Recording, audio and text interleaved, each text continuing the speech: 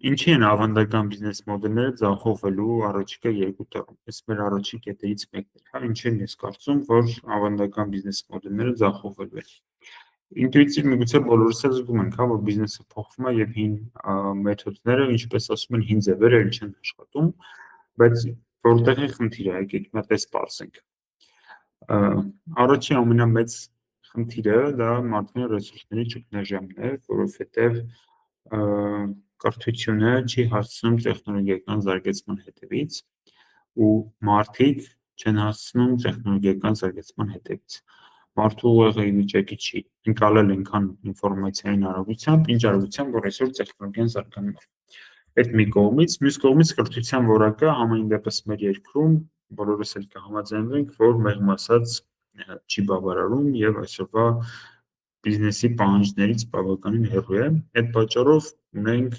մարդկային ռեսուրսների մեծ ճգնաժամ, հա, շատ սուր ճգնաժամ, որակյալ կադրերը գնալով թանկանում են, նոր կադրերի աճը շատ դանդաղ է ու ի հակադրություն սրան AI-ի ինքնարժեքը գնալով նվազում է, այսինքն գնալով AI գործիքների կիրառման ինքնարժեք նվազում է, աշխատուժը թանկանում է, AI-ը էժանում է։ Սա պատճառներից մեկը, որ ավանդական բիզնես մոդելները գնալով սկսել են ավելի թանկ արժանալ, հետևաբար ձախողվել։ Մյուսը AI-ը տալիս է էքսպոնենցիալ աճի հնարավորություն, այսինքն AI-ով դու կարող ես շատ ավելի արագ աճել, քան մարդկանց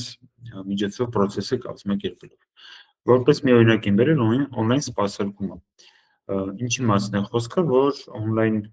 սպասարկման դեպքում, երբ դա անում են մարդիկ,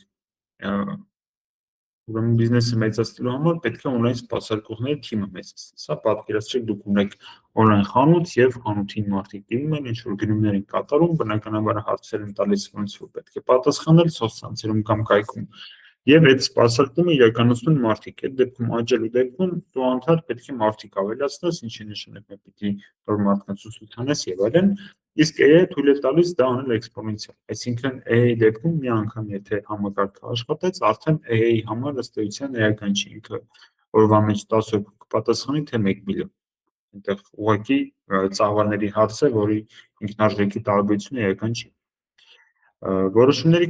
կայացման արագությունն ու ճշգրտությունն են սկսում փոխվել AI-ով եւ ավտոմատացմամբ, ուստեղ էլի ճեղքվածք է առաջանում, հա։ Այն ընկերությունները, որոնք կիրառում են ավտոմատացման վերլուծության եւ AI գործիքներ, իրենց որոշումների կայացման արագությունն ու ճշգրտությունը տասնյակ անգամներ ավելի բարձր կարող են լինել, քան հին մեթոդներով որոշումներ կայացնողներին։ Մյուս կարևոր բիզնեսում shift-ը, որ տեղի ունենում, դա հիպերանհատականացման հնարավորությունն է։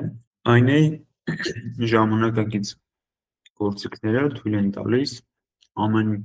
հաճախորդին ցուցաբերել անհատական մոտեցում առանց անհատական մոտեցման։ Այսինքն ցուցաբերել անհատական մոտեցում, որը որ քո ինքնարժեքի վրա չի ազդում։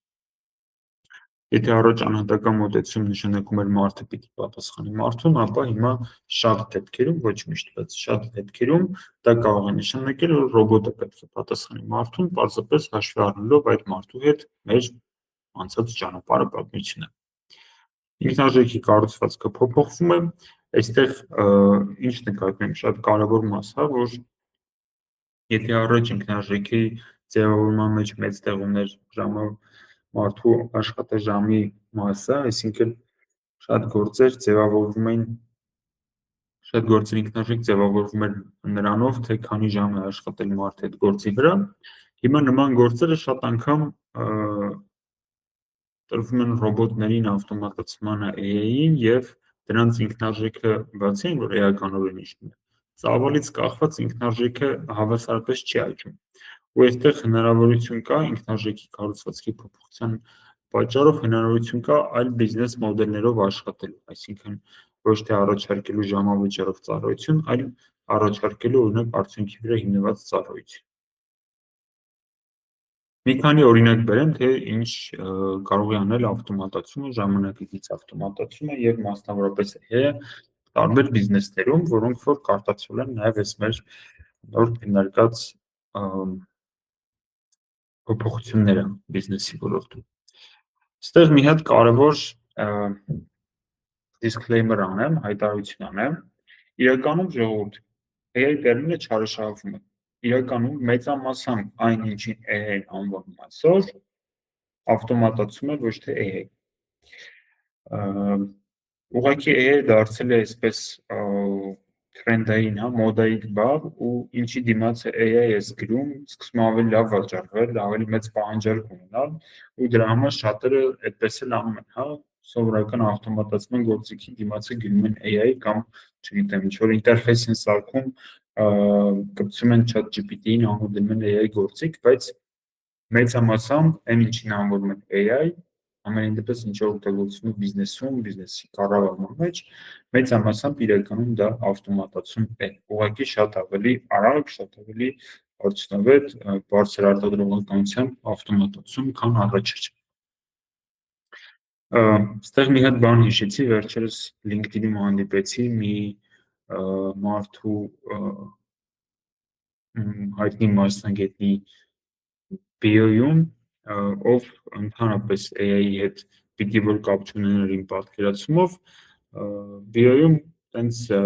նկարագրությունը փոխել էր ամեն ինչ AI մասներ գրել, ու մոտավորապես այն որ գրում են AI enthusiast, չգիտեմ,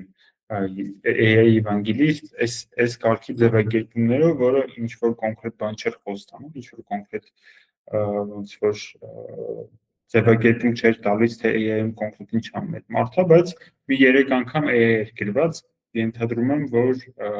SEO-ի նպատակով, ամենայն դեպս նման փոփոխություններ շատ կան, դուք եք հաստատ նկատել ձեր շրջապատում, ով ուզում է միշտ մոդել երևա, անվան դիմացը ամեն դեպքում AI է գրում,